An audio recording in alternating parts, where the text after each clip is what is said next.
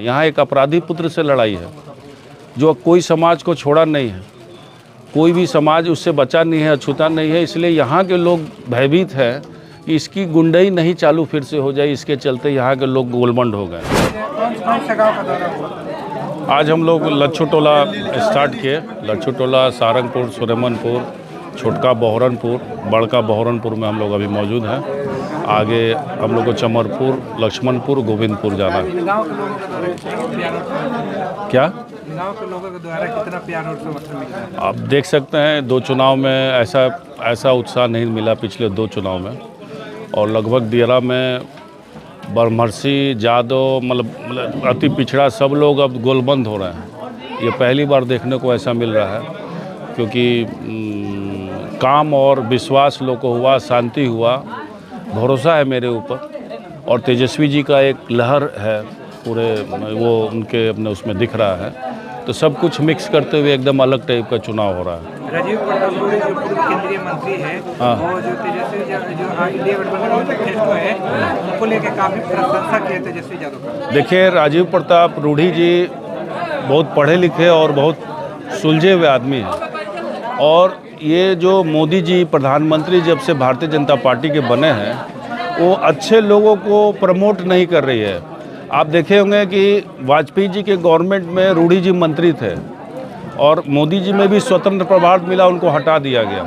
पूरे बिहार से एक भी क्षत्रिय समाज का बिहार में केंद्र से मंत्री नहीं है, जबकि ये 95% वोट जो है, मान के चलिए कि 100% वोट जो है ये लोग देते आ रहे हैं, एक भी मंत्री नहीं है। आर.के. सिंह जी जो सांसद है, उनकी भी व्यथा यही है कि वो ऐसे लोगों को टिकट दे रही है जो टिकट के लायक नहीं है। तो जो पुरानी भारतीय जनता पार्टी थी वो नहीं है। रूडी जी इस बात को समझ रहे हैं, क्योंकि पढ़े लिखे समझदार आदमी हैं, तो वो अप्रिशिएट कर रहे हैं, तो बहुत अच्छी बात है। जो आप लोग का मैनिफेस्टो है, तो सरकार बनने के बाद क्या क्या लोगों की जो देखिए, ये बात तो ज़रूर है कि नीतीश कुमार जी सड़क, बिजली में अपना काम कर रहे थे, क्योंकि केंद्रीय था।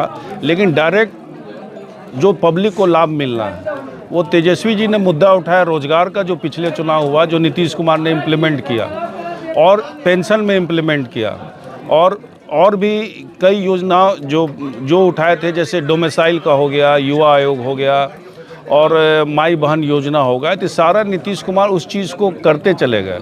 तो इससे जनता का विश्वास हो गया कि नहीं, जो ये कर रहे हैं वो कर रहा है। नहीं तो 19 साल ये काम पहले क्यों नहीं हुआ? तो भारतीय जनता पार्टी से लोग और नीतीश कुमार से नाराज़ हैं कि 20 सालों में एक भी फैक्ट्री बिहार में नहीं लगी है, ताकि यहाँ के लोग बाहर जा के रोज़गार करते हैं।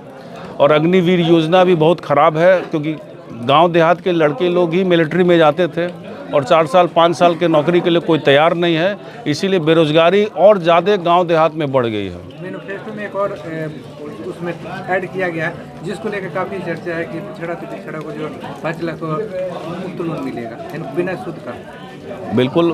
बिल्कुल अच्छी बात है, इसका स्वागत करते हैं।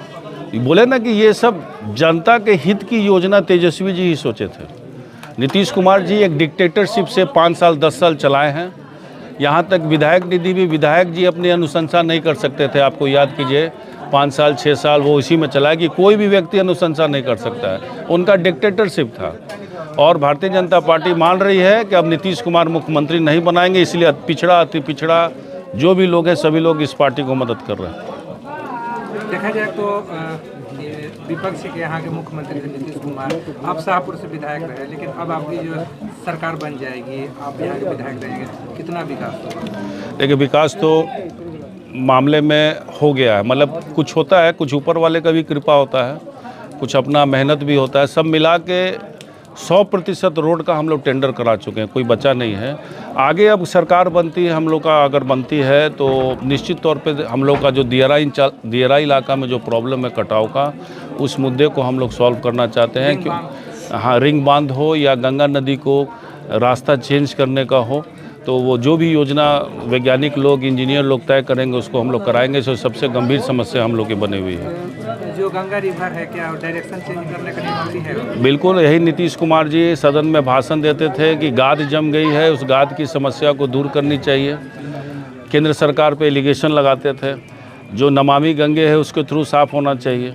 तो इन लोगों ने नमामि गंगे की योजना लाई थी, उसमें हज़ारों करोड़ रुपए लूट की गई है। धरातल में कोई नज़र नहीं आ रहा है, जिसका नतीजा ये कटाव हो रहा है। योगी आदित्यनाथ भोजपुर के धरती शाहपुर में पहुंचे हुए थे राजनीतिक माहौल गर्म करने के लिए, क्या लगता है प्रभाव पड़ेगा? अब योगी जी मुख्यमंत्री निश्चित तौर पर भारतीय जनता पार्टी का प्रचार करने हैं। पहले भी राजनाथ सिंह जी यहाँ आए हैं, योगी जी चारों तरफ गए हैं, लेकिन सीट निकलवा नहीं पाए हैं। सांसद RK सिंह जब चुनाव लड़ रहे थे उनका भी वो आए थे, फिर बक्सर में भी मिथिलेश तिवारी जी के सपोर्ट में आए थे, अयोध्या में भी वो प्रचार किए थे, लेकिन सीट नहीं निकलवा पाए। तो इसलिए नहीं निकल पाए कि लोकल लोग यहाँ के मुद्दा को समझ रहे हैं। यहाँ एक अपराधी पुत्र से लड़ाई है जो कोई समाज को छोड़ा नहीं है, कोई भी समाज उससे बचा नहीं है, अछूता नहीं है। इसलिए यहाँ के लोग भयभीत हैं कि इसकी गुंडई नहीं चालू फिर से हो जाए, इसके चलते यहाँ के लोग गोलमंड हो गए।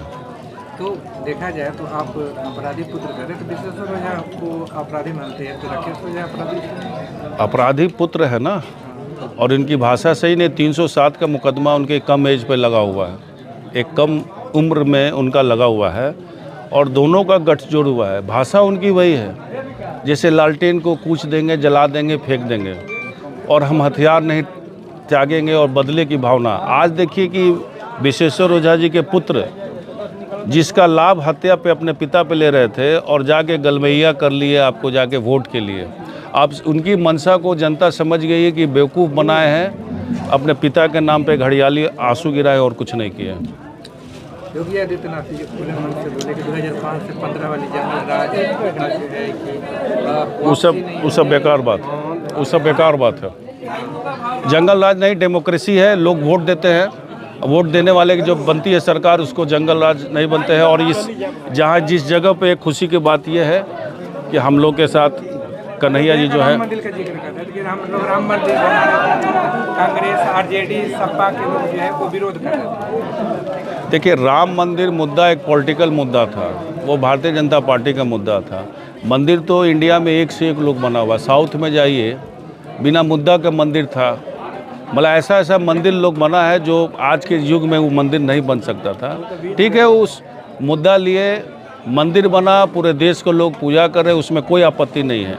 लेकिन ये कब तक मुद्दा चलेगा? लोग को रोज़गार चाहिए ना।